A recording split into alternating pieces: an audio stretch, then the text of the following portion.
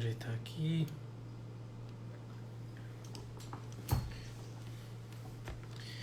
Esperando o Rafael chegar. Ó, Pablo.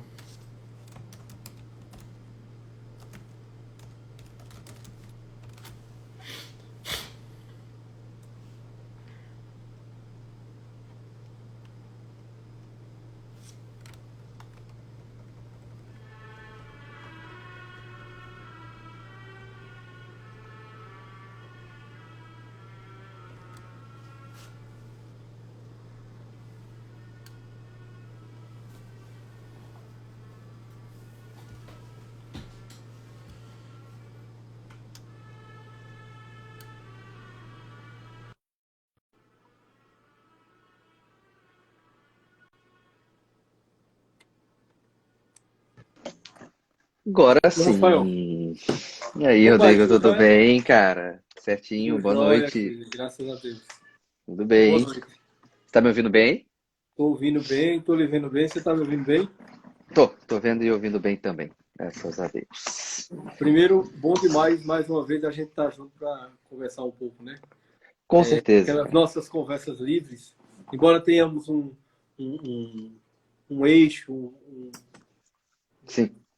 uma ideia central, que é tratar acerca da questão do pânico, mas Uhum. sempre é um prazer conversar livremente contigo. Cara, digo mesmo, porque desde a primeira vez sempre fluiu, não é isso?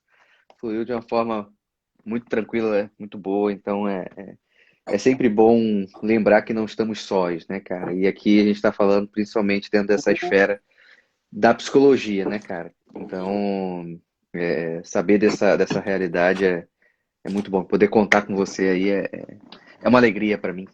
Coisa boa, Rafael. Outra coisa, assim, aproveitando o momento, né, que a gente está começando a live agora, Uhum, é uma live que não vai ser tão longa, mas também não vai ser tão curta, uma live de 50 minutos, a gente vai ter uma conversa sobre a questão do transtorno do pânico. uhum, Mas eu queria que você começasse falando um pouco sobre a Escola de Desenvolvimento Prático.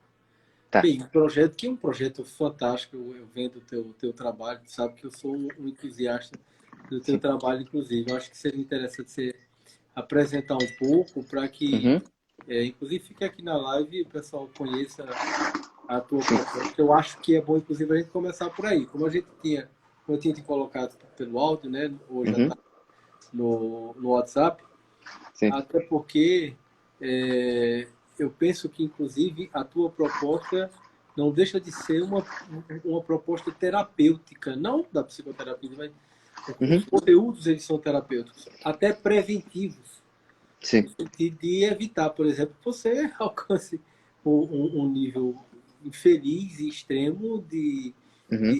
de vir a desenvolver um quadro de transtorno de pânico. Então, queria que tu falasse um pouco sobre a tua escola de desenvolvimento prático e o que é que a gente pode estar, inclusive, entendendo que pode favorecer nesse enfrentamento às situações envolvendo o pânico, né? Perfeito.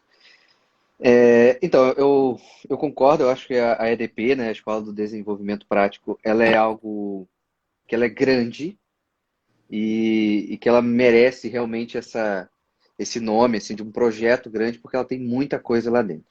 Mas existe um ponto de partida, que eu acho que é um ponto de partida que você deve ver num consultório, eu vi muito no consultório e ainda vejo, e que também a gente vê no lado de fora dos consultórios, principalmente é, no Instagram também a gente vê que é o seguinte, que dentro do consultório é aquele paciente que ele quer grandes coisas. Ele quer o bem, de fato, ele quer a paz, ele quer estar num estado equilibrado, etc, etc, etc. Só que ele começa a buscar isso de uma forma errada. É o famoso bem fora da reta ordem, virtude e desordem. Então ele quer um bem, mas ele não consegue fazer as coisas de um modo correto. Então a última coisa que ele consegue, ou seja, ele não consegue aquilo que ele deseja como inicial, certo? Se ele quer a felicidade, ele não alcança. Se ele quer a paz, ele não alcança porque ele não tem um trabalho de base.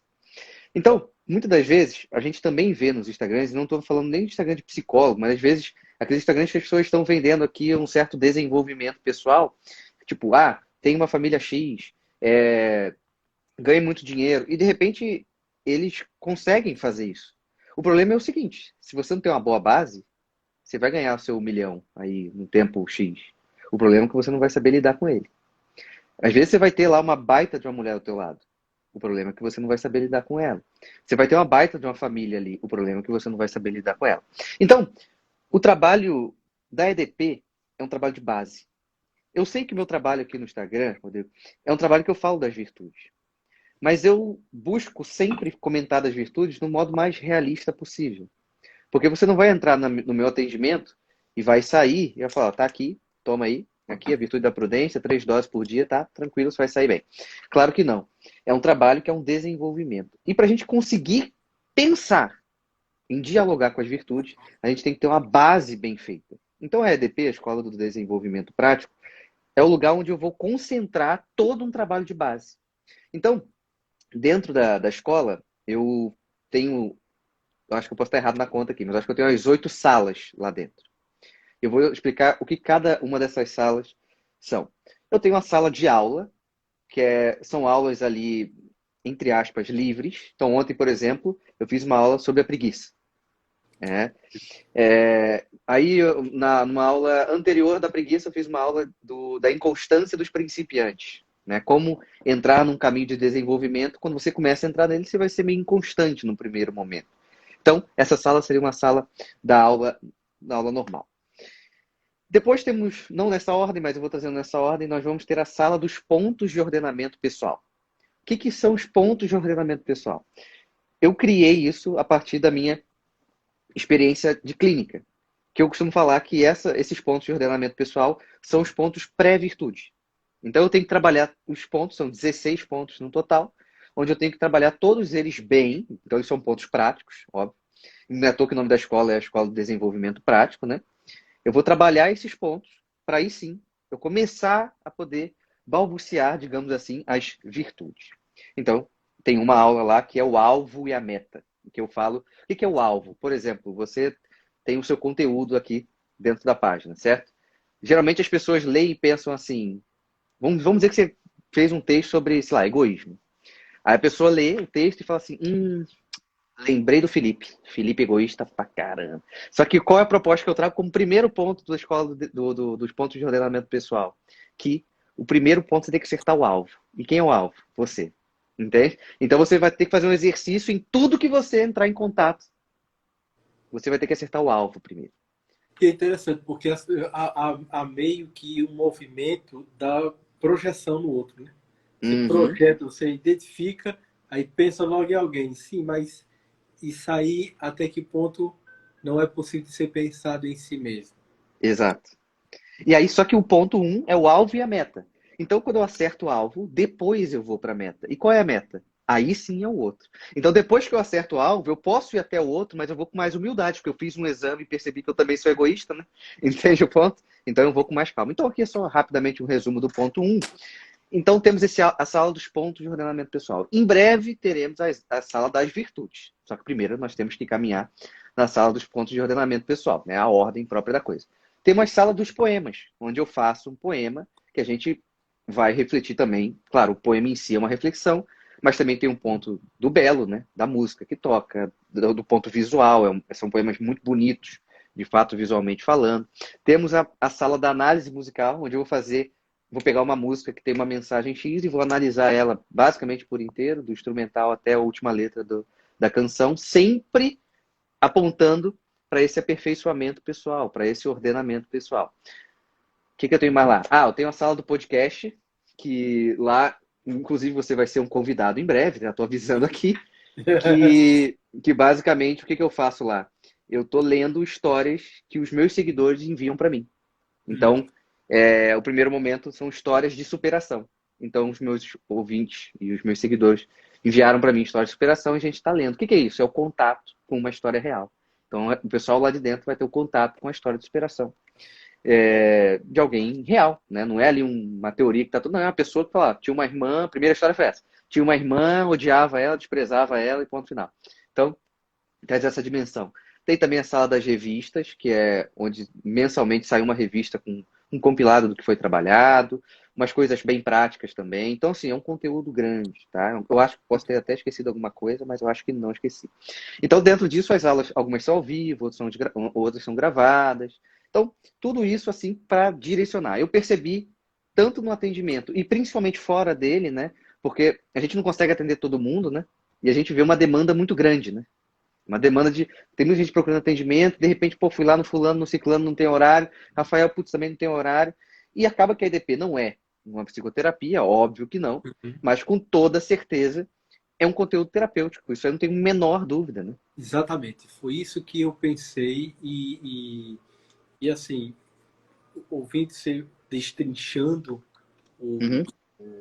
a Escola de Desenvolvimento Prático, eu percebi que primeiro você fez uma compilação de todo o teu trabalho, né? Exatamente. Tudo que Ali, você estava ali, fazendo, tal, então isso. você pegou aquele conteúdo, compilou Uhum. e produziu algo que eu penso, inclusive, Rafael, que substitui até determinado, assim, claro, um processo psicoterapêutico é um processo de restauração e preparação da saúde mental, não tem Sim. dúvida. Só Uhum. que há necessidade de se preparar também algo que você, inclusive, deve estar trabalhando, principalmente na sala dos poemas, Uhum. que é a questão do imaginário, Uhum. e é um recurso importante até para que você possa subsidiar essa saúde psíquica. Você precisa estar Sim. tendo acesso a um conteúdo de excelência, um conteúdo Uhum. bom. Né? E é claro que você está tendo nessa sua escola. Sim. O Rafael, e você tratando a respeito principalmente da importância da virtude Uhum. como ordenador psíquico, como Uhum. ordenador da saúde mental, Uhum. diante dessa proposta até de nós falarmos acerca Pode. do suprimento do pânico, Uhum. não existe virtude mais adequada para ela do que a coragem. Perfeitamente. Né? Até porque se a gente já começar a entrar aqui, a própria questão do pânico, ela vai no contrário da coragem, né? Ela vai do medo, né? Ela vai além tipo, se nós temos a coragem de um lado, nós temos o medo do outro, né? Então, esse é um ponto que é... E que numa, você, eu estava assistindo um IGTV seu, que você coloca bem claro ali a ideia até de algumas guerras, né? Elas vão utilizar essa dinâmica do medo para justamente desmoralizar o adversário, né? É. O que a gente precisa entender é que a gente não está numa guerra propriamente dita, né? Uhum. Isso. Mas assim, o movimento de deixar todo mundo com medo é bem fácil, né? De perceber. É, é. E, bem, embora você tenha colocado aí que a gente não está meio que uma guerra, eu lembrei agora. Agora eu não lembro Depende do estado, né? pois é. Depende do estado. Eu lembrei agora de um comandante. Recentemente, um comandante de um porta-aviões dos Estados Unidos Uhum, foi, inclusive, exonerado do cargo e ele fez uma carta até enviada para o secretário de Segurança, acho que secretário da Marinha, alguma coisa assim, dos Estados uhum, Unidos. E ele fez uma afirmação, eu até estava vendo isso no canal Arte da Guerra. E ele fez uma afirmação que eu achei muito importante. Ele uhum, disse o seguinte: nós não estamos totalmente em paz. Não, uhum. aliás, nós não estamos em guerra, mas também não estamos em paz. Sim. Há uma tensão aí que eu acho que é a própria tensão da vida, que nós vemos em constante conflito. Uhum, E não deixa de ser uma guerra, uhum, não deixa de ser um confronto, um enfrentamento que muitas vezes vai ali para as vias de fato, conosco mesmo, inclusive. A gente está uhum. todo lutando consigo mesmo. E até para que a gente possa viver uma experiência de coragem, a gente tem que enfrentar, né? Enfrentar esses medos, enfrentar essas indisposições, Uhum. até esses inimigos internos e externos. Sim. Então, a gente não precisa travar aquela guerra, vamos dizer assim, clássica, né? Que nós conhecemos como essa guerra armada, vamos dizer assim. É quase como se a guerra, Rodrigo, fosse uma guerra. Nós vamos fazer uma guerra fria contra nós mesmos. Entende Exato. o ponto? É verdade. É verdade, é verdade. E a gente vê muito isso no consultório, né? Uhum. Os nossos pacientes travando verdadeiras batalhas com suas Perfeito. dores e principalmente consigo mesmo, que Uhum. exige coragem. E tanto é quando o sujeito ele está em terapia, a prova cabal de que ele está tendo coragem suficiente de enfrentar Ele foi seus pro campo de medos, batalha, suas né? dificuldades, entra no campo de batalha consigo mesmo e está ali, não se deixando vencer pelo temor, pelo terror, pelo Uhum. pânico que essa batalha do cotidiano ela nos impõe, né? Então é fundamental, de fato, o desenvolvimento da virtude da coragem, Uhum. porque em tempos de pânico, o único antídoto é você se deparar com esse medo, com isso que amedronta, com essa dor, com esse sofrimento, com esse mal-estar que amedronta. E não é fácil. É por isso que, Claro. na maioria esmagadora das vezes, você está em processo psicoterapêutico. Às Uhum. vezes até necessário, dependendo do caso, de um acompanhamento psiquiátrico, né? Uhum. Já para que seja possível você ter condições e subsídios de enfrentar esse medo, de Sim. enfrentar os elementos, os elementos patogênicos que Uhum. estão ali presentes no pânico. É isso? Sim. E se a gente entrar nessa dinâmica justamente do medo, né? E a gente pensar no medo que é um medo natural, que até aí tudo bem, que a gente pode colocar aqui o medo fisiológico, certo? Que é o medo. Às vezes tem paciente que eu chego para falar para eles assim, mas eu tô com medo. Eu falo assim, ó, pense o teu medo no caso dele, naquele paciente específico, tá, gente? Não posso falar quem é, obviamente. Naquele paciente específico, eu cheguei para ele e falei assim, olha, o medo que você tem que se preocupar é com o risco da sua vida. Porque ela tinha um medo tão exagerado que a gente tinha que voltar pro medo básico, entende? Então, quando ela voltar pro medo básico, não, isso aqui não tem, não, é só eu querer ter, eu só tô tentando ter um controle de tudo, por isso que eu tô com medo, pô. Eu não tenho, Sim. então eu vou perder a situação. Não é à toa que o medo desordenado, que a gente pode entrar aqui, engessa a mente, né? Se a gente pensar dentro de uma perspectiva até da TCC, inclusive, as crenças falsas vão nascer exatamente dessa dimensão, desse medo desordenado. Meu medo está desordenado, eu começo a acreditar num monte de bobeira aqui, um monte de coisa que não faz sentido dentro da realidade. Aí eu travo. Exatamente, Rafael, você usou o termo adequado, até porque um transtorno psíquico não deixa de ser uma desordem. Sim. É uma desordem psicológica, é uma desordem mental. Uhum. E assim, nós precisamos de alguma monta de medo. Uhum. Se nós não tivéssemos o medo enquanto... Eu lembro que uma vez um analista disse, ó, muitas vezes o medo protege o sujeito. Uhum. Né? Porque imagina se ele não tivesse medo, na verdade seria a prudência, né? Você Uhum. tudo bem, mas a prudência, usou o termo medo, mas É aquela parte da prudência, da virtude da prudência, chamada cautela. É esse o bom. exato, a cautela. E Uhum. se você não tiver, você se lança a um perigo que pode colocar em risco a sua vida, Uhum. seja a sua vida física, biológica, etc., mas também sua vida social, sua vida Uhum. emocional, etc., suas relações, né? Tem que ter Sim. muita cautela e prudência nas suas posições. Agora, esse medo desordenado, né, que aí sim dá origem ao pânico, Uhum. porque o pânico é exatamente o terror, o descontrole, a Uhum. desordenação desse medo, Uhum. de fato aquilo que causa o transtorno. Sim. Não só causa, mas estrutura, Uhum. evidencia, coloca, põe o transtorno.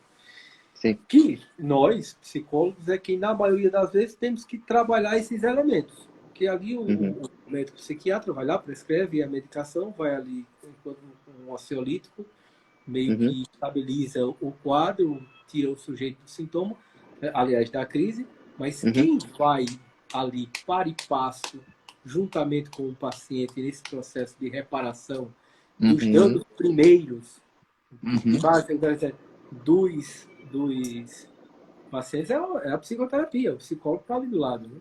Sim.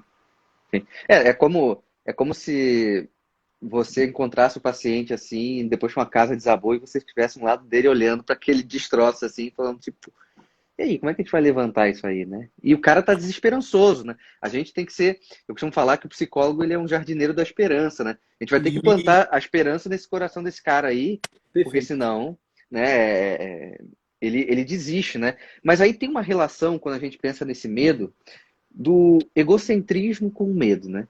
Por quê? Se a gente pegar a ideia do eu que se centra em si mesmo, certo? Que seria aqui a dinâmica desse cara que é um ególatra, certo? Isso implicaria num desenfreado anseio por segurança, medo, certo? Então o Exatamente. cara está centrado nele. Por exemplo, se a gente pensar nos dias atuais, até quando a pessoa fala assim, ah, mas eu tenho medo de perder o fulano, ele não está pensando no fulano, ele está pensando nele, Nele. entende? Que é o medo da perda dele. É, exatamente, exatamente. Então eu estou tão centrado em mim que eu tenho que buscar toda a segurança possível. Só que aí vem um ponto importante. Quando a gente vai ler aí o Martin Etchevarria, enfim, todo o pessoal que ele fica coordenando por aí, o que acontece? Ele fala o seguinte: uma vida autenticamente humana é uma vida de incerteza. Então, se uma vida humana é uma vida autenticamente vivida, é uma vida que tem a incerteza natural dentro da existência, então se eu tenho um anseio desenfreado por segurança, é óbvio que eu vou criar um medo do maluco na minha cabeça. Porque eu vou tentar segurança onde não tem. E aí? Por exemplo, vamos pegar o exato momento que está acontecendo agora que desencadeou muitos desses transtornos de pânico no próprio Covid. É como se estivéssemos no paraíso. E alguém comeu maçã. Putz, comeram maçã dia 15 de março no Brasil. E agora acabou. Eu tenho paciente médico que fala assim: é, o pai levou um filho para o hospital e aí ele estava com uma doença muito mais grave do que o Covid. Só que aí o cara falou assim, pô, graças a Deus não é Covid. Tipo, o filho dele vai, ela falou, provavelmente o filho dele vai morrer com essa doença grave que ele tem. Entende? Mas o cara tava, graças a Deus, não é Covid. Então, assim, percebe que a estrutura já está pensando de uma forma equivocada. Sim. Então é melhor que ele morra de tal coisa do que de Covid. E Entende? aí, e aí até a questão da. É interessante, que até a questão da morte em si perde sentido. Sim, exatamente. Morrer, pode morrer, pega qualquer outra, mas do Covid não. É, Entende? do Covid não, exatamente. Né? Quando eu toco agora, o Covid não. Exatamente, exatamente. Então, no final das contas, essa necessidade de segurança é uma mentira contada para si mesmo. E Né? interessante, né? Você falando, Rafael, me veio à mente o seguinte: o, o, é por isso que a tendência de um Hum, transtorno de pânico, seja ansiedade desorbitante, é o sujeito também, de certa forma, deprimir. sim, E ele deprime por quê? Ele deprime porque ele está indo contra o próprio movimento da vida, que é essa condição de instabilidade, de insegurança, de incerteza. A vida é assim. E quando você vai contra esse movimento, você não deixa de estar ali, meio que, vamos usar uma linguagem psicanalítica, uhum. entrando meio no troço ali de uma pulsão de morte. Ah, sim, ok, sim. Né? Sim. Não, e aí pensa nesse ponto. Vamos pensar que ele pode ir para um lugar depressivo, certo? Aí vamos pensar o seguinte, vamos pensar em dois apetites do homem que nós temos aqui, o concupiscível e o irascível, certo? Então, só para a gente rapidamente aqui esclarecer, né? O apetite é o movimento natural da potência ao ato, ok? Então, Uhum. beleza. O concupiscível está ligado ali a essa dimensão da sensibilidade. Eu me aproximo de algo cheiroso, eu me afasto de algo que não tem um bom cheiro. Já o irascível está ali vinculado com as coisas difíceis de ser alcançado, um bem difícil de ser alcançado ou um mal difícil de ser afastado. Por exemplo, a esperança está ali. Né? A coragem, por exemplo, vai estar dentro do irascível. Né? Aí vamos pensar o seguinte, o sujeito está ali com medo. Aí você falou o seguinte, o sujeito ele começou a entrar num estado depressivo. Dentro do apetite irascível dele, o que começa a nascer? Uma desesperança. Eu vou usar o termo que o professor Echevarria usa, né? O que a sociedade patológica serve para esse cara que está desesperançoso? Meu amigo, resolve. vai lá para o apetite concupiscível e se aproxima do que é prazeroso. Aí o cara vai tentar resolver a vida dele se alimentando sensivelmente. Então, ele, sei lá, ele vai gastar dinheiro em qualquer coisa. Ele vai querer se empanturrar de qualquer coisa sensível. E aí o que acontece? Isso vira um círculo, né? Porque Isso. ele sai daqui de num estado depressivo, que já começa a flertar com uma certa desesperança. Podemos colocar aqui, vamos dizer assim, um princípio de pulsão de morte, vamos dizer assim. Sim. Aí ele vai andando até a parte concupiscível, então eu vou ficar só me agradando sensivelmente, porque é isso que vai resolver minha vida. Já que a vida é uma merda, tipo um niilista, entende? Pô, Isso. já que a vida é uma merda, eu vou ficar só aproveitando materialmente. O que acontece? Ele termina aqui de novo. É como se ele tivesse num labirinto, né? E sabe quando Isso. o cara ele corre no labirinto, agora eu vou sair, agora eu vou dar o gás. Aí quando ele cansa, ele para. Tipo, o filme tem muito isso, essa cena, né? O cara tá correndo no labirinto, de repente o zoom, a câmera até sai, dá um zoom e ele tá no meio do labirinto de novo. Ele não andou Exatamente. nada, né? Então Exatamente. percebe que esse movimento do medo é como se fizesse essa movimentação, um medo desordenado, uma desesperança, uma busca por agradar sensivelmente, acima de tudo e todos, termina em mais um estado. É como se descêssemos a camada da depressão, vamos dizer assim, entende? Isso. Eu tô num estado depressivo. Eu tô um pouco mais depressivo. Eu tô um pouco mais, entende? Até uma hora que eu caí no buraco. Para o buraco. Até Exatamente. porque é como se fosse uma espiral para baixo, né? Aí o Isso. medo, assim, se aquele medo já era um medo desordenado, irreal, ele aumenta, né? Quantos pacientes vão dizer assim, eu tenho, já atendi muita gente que tinha assim, eu tive relacionamentos ruins e agora que eu tenho a possibilidade de ter um bom, eu não acredito. Então eu acho que eu tô com AIDS. Entende? Tipo, aí do nada vem um negócio assim para acabar, entende? Com a felicidade ou com a possibilidade de esperança, entende? Isso. Eu falei, então vai lá, faz o exame, sei lá, vai lá ver o que você tem, pô, entende? Pronto, você já acaba com... Não, mas eu tenho medo. Então, assim, tem medo, entende? E esse medo sempre está constante, esse medo sempre persegue, esse medo sempre é incapacitante, ele é recorrente. E o Sim. sujeito, ou ele o enfrenta, ou ele é Uhum. vencido por ele. Por isso, eu lembro muito, quando eu penso na coisa da necessidade do enfrentamento do elemento medo, né? Dos elementos que constituem medo, de filme Uhum. de terror. A dinâmica do filme de terror é o seguinte: enquanto você está fugindo do agente do medo, aquele medo vai só aumentando, aumentando, aumentando. E tanto é que o filme termina sempre quando aquele personagem que é o causador daquele medo, ele é enfrentado, ele é capturado e ele é destruído. Acaba o Uhum. filme. Sim. Enquanto você está fugindo dele, o medo só aumenta. Quando Sim. você decide enfrentá-lo e quando você vai ali procurar resolver o problema, o filme acaba porque acaba o medo. A questão, Rafael, é que, como você colocou, entra-se no círculo, no espiral do medo, Uhum. que a espiral sempre ela é deprimente, até o ponto Uhum. de a gente chegar em situações que o colapsa, né? Que já deixa ele Uhum. em situação de incapacidade, e Sim. geralmente esses são aqueles quadros em que já a intervenção psiquiátrica é necessária. Uhum. Mas por isso que eu coloquei, poxa, a importância da escola de desenvolvimento pessoal, de desenvolvimento prático, que você propõe, porque oferece recursos, oferece meios, subsídios, para que o sujeito possa utilizar esses recursos até para poder trabalhar o aspecto relativo a esse medo desordenado, ou seja, ao Uhum. que vai dar origem a esse pânico. A coisa das virtudes, talvez pouco falada, né, no nosso cotidiano, muito falada entre Uhum. nós que Sim.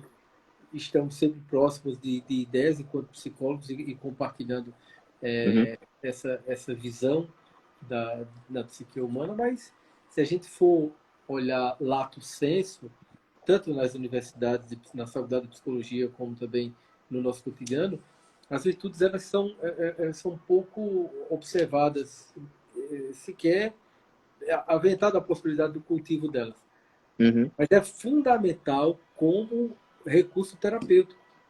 Sim. É impossível se pensar o enfrentamento ao transtorno de pânico sem que você tenha o mínimo de cultivo da coragem para fazê-lo. Uhum. E é o que eu costumo falar, Rodrigo, que por mais que alguém possa entrar e falar assim, não, mas as virtudes é algo muito elevado. Eu entendo, por isso que a gente tem que começar do início. Qual é o início? Atos de virtude, atos de coragem, atos de prudência, atos de justiça. Já que a virtude é um hábito, então eu tenho que começar pelos atos.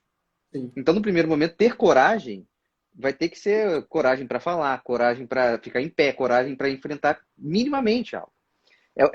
É o começar do início, tão fundamental, que falta tanto para a gente, que tem ali uma necessidade de um imediatismo, né? De um desenvolvimento imediato, né? Eu tenho que entrar na. É quando o cara chega, o cara nem conhece teu trabalho, já te manda um WhatsApp e fala assim: então, eu queria saber quanto que vai durar o tempo. Eu falei, Isso. nem o seu sobrenome eu sei ainda, como é que eu vou saber o tempo da coisa? Pô?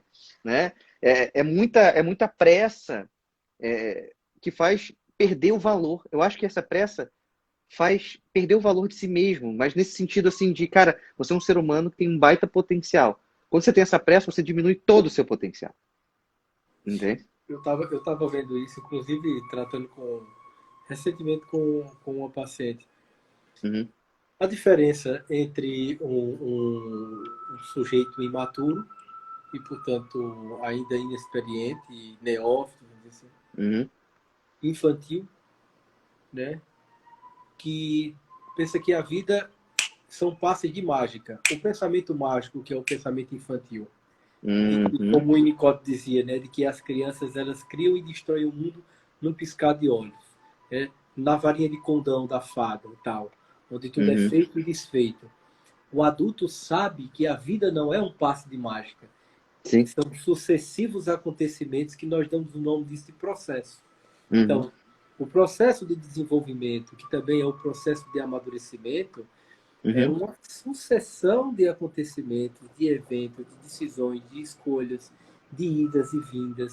Quer dizer, não tem como Sim. você, inclusive, dizer quanto tempo vai durar isso ou aquilo outro. É como, por exemplo, o tempo da psicoterapia. Ah, com quantas sessões eu resolvo isso? Bem, é o seu tempo. Ah, mas eu Sim. não sei. Sim, mas você está aqui exatamente para se apropriar e vir a saber do seu tempo. Uhum. Quer dizer, o processo é seu, o caminho é seu, o Sim. desenvolvimento é seu, o amadurecimento é seu, portanto, o tempo também é seu. Uhum. A gente não segue necessariamente o tempo enquanto uma metrificação de eventos, né, dentro da Uhum. materialidade, Sim. porque o tempo, ele, do ponto de vista psicológico do indivíduo, é próprio de cada uma unidade psíquica. Uhum. Você não pode nunca chegar e dizer, ó, vai ser tal tempo, vai ser aquilo. Sim. Por isso que é interessante. Os ataques de pânico, eles vão de 0 a 10 segundos. Ele alcança o seu pico aos 10 segundos. Veja, Uhum. você se desorganiza psicologicamente em 10 segundos. Sim. 10 segundos. Quer dizer, estando você voa. É um acender e apagar de uma luz, né? Exato. É como se, tipo, a respiração dobra, triplica, né? Tipo, você fica, tipo, é aquela dinâmica. Eu vou morrer, não vai, eu vou morrer, tipo, né? É um pensamento que é uma crença realmente ali, né? É claro que assim, meus amigos, uma coisa que eu gosto muito de frisei bastante ontem na aula da preguiça, que eu falo o seguinte pro pessoal lá da EDP, né? Eu falo assim, as coisas, elas são simples de entender. Eu acho que a vida ordenada é muito fácil da gente entender. Quando a gente começa a falar aqui de dinâmica do medo, eu acho que não está muito confuso. Eu acho que é fácil da gente entender.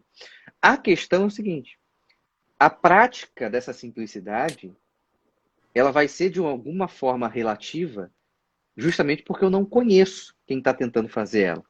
Justamente porque eu não conheço a história de quem está tentando fazer aquilo ali. Exato. Então, é importante que a gente compreenda. É como se a gente fizesse o movimento da inteligência com a vontade, né? A gente compreende com a nossa inteligência e escolhe com a nossa vontade. Só que, é claro, essa escolha com a nossa vontade, por isso que eu falo, tem gente que vai precisar da terapia. Por quê? Porque o terapeuta, ele vai ser meio que um apoiador da vontade saudável daquele Sim, paciente, sim. certo? Então, assim, uma coisa que eu estou tentando lutar o máximo possível, porque o Instagram foi ótimo para os psicólogos, principalmente porque as pessoas tinham uma visão muito equivocada sobre psicólogo, psicologia, psicoterapia, Sim, e a sim, gente conseguiu fazer com que as pessoas nos conhecessem, assim, isso é foi. muito legal. Só que a gente tem que ter só um cuidado com a ideia de simplificar tudo. Sim. Como se tanto a busca das pessoas para simplificar, ou a gente do lado de cá tentando simplificar tudo, né? Ah, Maravilhoso. deixa eu resolver um stories aqui, em 3 stories eu resolvo o teu problema, entende? Então, É, porque isso aí é a mesma dinâmica, só que é moderna da leitura de mão. Deixa eu ver cá, me dá tua mãozinha aqui para eu ler, entende? É a mesma dinâmica, é a mesma coisa, só que modernizou, não é isso? tá É a certo. mesma Pô, coisa. Então, bacana. a gente precisa ter esse cuidado para que, assim, olha, meu amigo, aqui não vai substituir uma psicoterapia, pode te ajudar muito uma live de alguém, uma resposta de alguém, mas se você achar que precisa de uma terapia, não existe. Procure uma terapia, né? Você me falou da dinâmica da EDP. Eu também acho que a EDP é terapêutica. Eu até brinco de vez em quando, assim, eu falo que a preparação da EDP eu acho que os meus amigos psicólogos têm que rezar para pegar uns pacientes da EDP. Porque se eles vão trabalhar aquela base ali, vai chegar lá bom para levar logo, né, uma chicotada, meio caminho tá andado, né? Então, eu falo muito isso com eles. Eu sei que a EDP pode, de fato, tirar pessoas de procurar um psicólogo. Porque, de repente, ela não tem um problema específico tão grande assim. Sim, sim. Mas, se há essa real necessidade, tem que ir. Então, assim, a gente está falando do pânico e é muito difícil. Às vezes alguém pergunta uma coisa aqui que é difícil a gente chegar e falar assim: opa, 2 para cima, 2 para baixo, X bolinha em quadrado, que você vai resolver. A pessoa traz um contexto. O ideal é o que agora? Vamos trabalhar esse contexto. É Exato, esse o ideal. exato. Nós precisamos trabalhar. Entende? O que a gente está trazendo aqui hoje, basicamente, quando a gente fala do pânico, a gente está falando da relação entre coragem e medo. Ponto, acabou.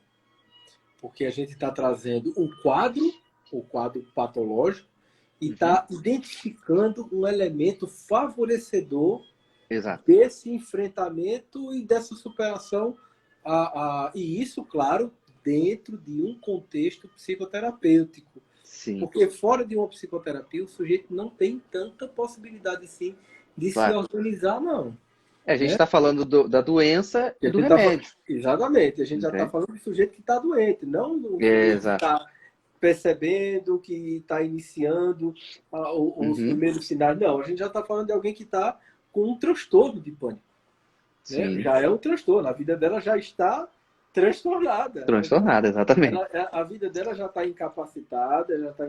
Assim, é um transtorno, é algo da ordem incapacitante. Né? Uhum. Então, esse sujeito ele está precisando, sim, inclusive, de uma reparação no nível até mais profundo desse mal-estar. Então, Uhum. sem sombra de dúvida, a indicação é para a psicoterapia. E o que é que a gente vai Uhum. trabalhar na psicoterapia? A gente vai trabalhar os elementos que cada indivíduo, que cada unidade psíquica traz ao consultório. Quer dizer, é a Uhum. história daquele indivíduo. É o que trouxe, o que desencadeou aquele medo desordenado para Uhum. ele. E o que desencadeia o medo desordenado para um, não é a mesma coisa para o outro. A Uhum. circunstância que é para um, não é para outro. Você diz assim, olha, é muito relativo é, o processo de cada um. Sim, é relativo a quê? É relativo àquela pessoa. É Sim. relativo àquela história, aquele processo. E tanto vai ser o tempo, como vai ser os recursos, como vai ser Uhum. todo o processo, quem vai, vamos dizer assim, ditar o ritmo, né? Quem vai trazer a toada do ritmo, é o paciente, sempre. Sim. Sim. Então, esse é o grande ponto.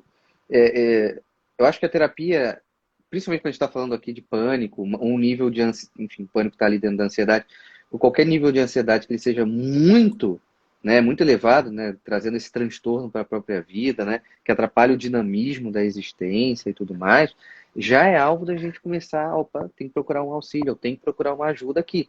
Porque senão, a gente vai procurar o Dr. Google, a gente vai procurar um monte de coisa que no final das contas a gente quer uma mentira confortável para fingir que vive, entende? E aí é um problema. Então, por exemplo, quando a gente pensa lá, vamos lá, a tendência à preocupação excessiva, que pode ser uma dinâmica do transtorno do pânico. Todo mundo que tem uma tendência à preocupação excessiva está com um transtorno do pânico? Não, Não, né? não. Então, por isso que a gente tem que ter esse cuidado ali. E, de novo, lembra lá da aula 1 do ponto de ordenamento pessoal. Não pense ainda no Joãozinho. Se o Joãozinho tá lá se preocupando demais, não pense o quanto você se relaciona com a preocupação. Exato. Para que Você você tocou faça nesse esse ponto, autoexame, né? você tocou nesse ponto aí da preocupação, né, que está dentro, por exemplo, da ansiedade, né? E se Uhum, a gente for, por exemplo, para o DSM-5, uhum. a gente vai ver que o transtorno de pânico está dentro dos transtornos de De ansiedade, ansiedade, é. Uhum, né? Quer dizer, essa preocupação excessiva que está dentro do contexto de ansiedade, ela uhum, pode se desdobrar dentro de um pânico, mas pode se desdobrar, por exemplo, dentro de um transtorno de ansiedade generalizado uhum. ou outros transtornos vinculados à ideia de ansiedade. Mas é claro que você pode dizer sim que essa preocupação excessiva ou essas preocupações elas estão de alguma monta e podem estar de alguma forma Uhum. associadas ao pânico, sim, desenvolver algo do pânico, que é aquela coisa, o medo da instabilidade. Pô, vai ficar Sim. preocupado com a instabilidade se isso é Uhum. uma condição da própria vida? Sim. É, aí, exatamente, aí pode começar a entrar nessa dinâmica do medo, desse olhar alheio, né? Aí, assim, o medo, ele vai, cara, ele vai. Sabe aquele jogo da minhoquinha dos anos 90? Sim, É isso, né? Ele vai comendo e a minhoquinha vai aumentando, vai aumentando, vai aumentando, vai aumentando, até uma hora que ela fica imensa. Então, é justamente nesse movimento de procurar essa terapia para que a gente possa justamente investigar esse processo, trabalhar. Meus amigos, essa dinâmica da ansiedade, o pessoal acha que é uma coisa muito simples, assim, de, ah, não, eu me viro com a minha ansiedade aqui. É claro que tem, vai lá, vai fazer exercício, né? Nós temos algumas dinâmicas aqui, mas será que todo mundo basta só fazer exercício? Claro que não. Tem gente que se resolve com exercício, ok, sim. né? Tem gente que, pô, eu preciso de exercício, preciso de outra coisa. Olha como esse exame pessoal e essa coragem, porque, de novo, procurar uma terapia, ou um psiquiatra, né? Ou os dois, enfim, exige esse movimento de coragem, né? Que é a coragem de não aceitar como as coisas estão sendo, né? E Sim. não aceitar o transtorno, né? A realidade é aquela, olha, aconteceu isso. Agora eu E vou aí? te dizer, claro, isso aí é a tua rotina também como terapeuta, assim como a minha, assim como o Uhum. Tiago. O Tiago está fazendo uma live agora, né? Tá. Sobre pânico também. É o seguinte, quando dói o sujeito vem, entende? Sim, Enquanto não dói o suficiente, ele está ali buscando, de alguma forma, tá saindo de, de um episódio ali, uma coisa ou outra, mas quando o mal-estar se instala mesmo e se torna insuportável, e a dor vem junto o grito e vem a procura sim, por ajuda. É difícil realmente você admitir, mas não tem nada mais encorajador para admitir do que a dor. E volta até, sabe, Rafael, uma das lives que a gente fez sobre a questão do sofrimento, que a gente abordou uhum. em Sim, determinado momento. A gente falou sobre a questão do sacrifício e do sofrimento. Às vezes, uhum. até o próprio sofrimento do pânico, por mais doloroso que seja, e Uhum. por mais duro que seja a gente fazer esse tipo de afirmação, mas a dor que o pânico pode causar também pode ser o primeiro recurso para que você possa lidar terapeuticamente com aquela Sim. situação. Precisa doer o Sim, suficiente para sim. você dizer assim, vou enfrentar. Ou eu Isso enfrento e mato isso, ou isso me mata. exato. Isso me lembra, eu estava na terceira série, uma história que, enfim, terceira série, colégio novo, e aí tinha, sei lá, 30 e poucos alunos na sala, uma sala cheia de criança. E aí teve uma hora que a professora perguntou assim, quem, se pudesse escolher, não sentiria dor? A professora perguntou. Eu não faço a mínima ideia porque que a professora estava fazendo essas perguntas na época. E aí todo mundo levantou a mão, né? Eu também. Sentir dor? Não quero sentir dor, não. E aí, e aí ela falou assim, mas olha só, se você não sentir dor, se você tiver uma doença, se você tiver um dente inflamado, aquele dente vai inflamar, vai acabar com a tua boca lá e você não vai sentir dor. Se você tiver uma doença, enfim, um câncer, qualquer coisa assim, você não vai sentir nada e você vai morrer daquilo, certo? Você pode pular de um prédio, você não vai sentir dor, mas você vai morrer. Então, esse sentir dor é importante até para nos empurrar de alguma maneira. E quando ela falou isso, eu lá no meu auge da minha terceira série, que eu sei lá quantos anos eu tinha, como é quinta, 2002, 12, 11, 10, sei lá, 9 anos, uma coisa assim, eu parei e pensei assim, rapaz, ela tem razão. Tipo, eu fico imaginando uma criança. Mas eu pensei, falei, realmente, eu tenho. A dor, ela é uma aliada, né? Inclusive, assim como eu costumo usar que certas questões a gente só tem por estar vivo, né? Então, quando eu falo do recomeço, eu falo, só recomeça quem está vivo, né? Então, o recomeço tem que ser um motivo de alegria, porque se você tem a oportunidade de recomeçar, é porque você está vivo. E É. essa dinâmica da dor que a gente está falando aqui, principalmente essa dor sensível, cara, a gente está vivo. Se você está sentindo essa dor aqui, opa, então é um jeito de você recomeçar, um jeito de você buscar ajuda, um jeito de você fazer alguma coisa que possa ser diferente. Como a gente está num mundo muito hedonista, a dor é muito, entende, demonizada. Entende? Então eu fujo muito da dor e busco prazer, prazer, prazer, prazer. Mas não adianta. Inclusive, para quem não conhece, lá na minha página, você vai ver que tem um monte de texto voltado para isso. Voltado à pedagogia do sofrimento inevitável, que foi um texto de ontem, inclusive, né? Então, assim, a gente vai ter que ter um relacionamento com o sofrimento. Se a gente fala em maturidade, por exemplo, não existe maturidade sem relação com o sofrimento. Não é à toa que se você pegar uma criança que ela soube lidar bem com, sei lá, ela perdeu o pai ou a mãe, e você percebe que ela está tendo uma postura e fala assim, criança, né, madura, né? Entende o ponto? A gente já consegue, coloca nela uma imagem de maturidade justamente porque ela está conseguindo lidar com uma determinada situação de sofrimento, né?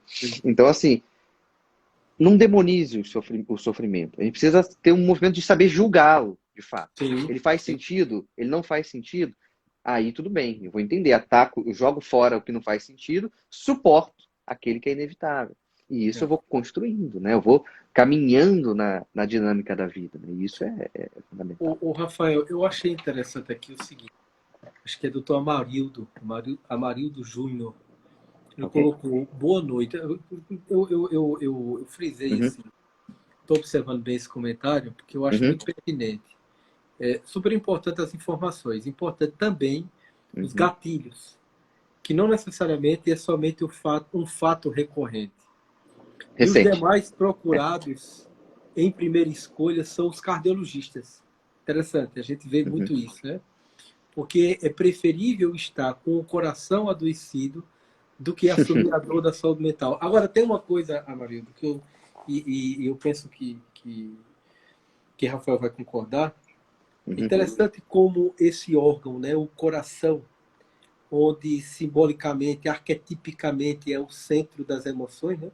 uhum, uhum, Inclusive onde nós temos guardado a nossa alma para os orientais, que foi até uma coisa que Padre Clemente, no encontro nosso aqui na clínica, ele fez uhum, essa distinção, né, de que a alma para os orientais sempre esteve concentrada no coração.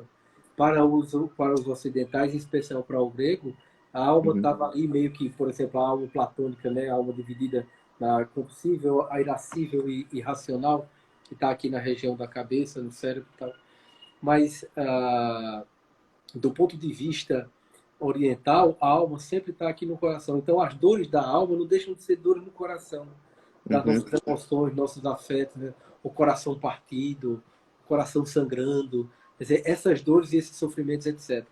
E é uhum, claro que muitas vezes a coisa do pânico, inclusive do ponto de vista físico, orgânico, um dos uhum. sintomas de ataque de pânico é taquicardia, né? É. E dores no peito, Uhum, dores aqui no peito, tal, nessa região aqui. uhum. E que, na verdade, o cardiologista faz todo o exame, etc. Não, você está Tá bem. tudo bem. Você está bem. Quer dizer, organicamente você está bem. Agora, psicologicamente e afetivamente, de fato, você está sangrando, está doendo, está tendo um descompasso aí, está tendo um Uhum, mal-estar. Então, vê, trata isso aí. Então, por isso que eu acho também importante, Amanda, dos próprios cardiologistas terem essa sensibilidade de dizer, ó, procura uhum, processar bem o que está acontecendo na tua vida, procura um psiquiatra, procura um psicólogo, Porque do Uhum. ponto de vista cardiológico, você está bem.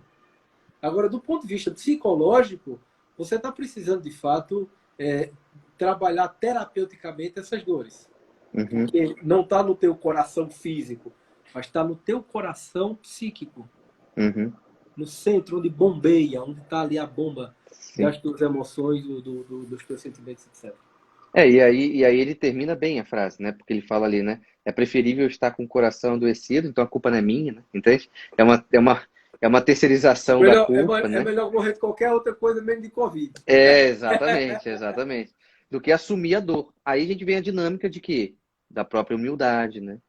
De saber que somos fracos em certos aspectos, somos doentes em certos aspectos, não temos uma sanidade perfeita aqui, né? Vamos adoecer. Assumir isso é muito importante. E aí vou falar para dois caminhos, em assumir para quem não é psicólogo e para nós psicólogos, que muitas das vezes a gente acha que a gente vai dar conta do céu e da terra, né? Então, assim, Exatamente. essa postura de saber que, calma aí, agora o negócio pegou pesado aqui, deixa eu respirar um pouco, deixa eu também cuidar um pouco de mim aqui, porque senão, né, a bateria acaba, né? E a ideia é que a gente mantenha uma continuidade, né? E não que a gente dê um- uma corrida de 100 metros e não consiga mais andar, né? Quem cuida de quem cuida, né? Quem cuida do É, cuidador, né? exatamente, Quem exatamente. cuida de quem cuida. O Rafael, já são 9h20. Você havia me falado, inclusive, que tem um Sim, compromisso agora, logo na sequência, né? exato. Então, assim, mais uma vez, muitíssimo obrigado por esse momento, né? Por essa conversa sempre boa, saudável. É um alento, é um oásis para mim. Eu já te disse isso algumas vezes, disse isso também a Pacheco, digo sempre a Tiago, a Jota, que são meus principais interlocutores aí, que Uhum, graças à providência divina nos encontramos. Isso foi um bálsamo para mim na atuação como psicólogo, uhum, visto que infelizmente a gente encontra tantas situações aí, um tanto quanto complicadas em termos de visão de mundo, de visão de psicologia, etc. E te sim. encontrar sempre é uma grande satisfação, um grande prazer.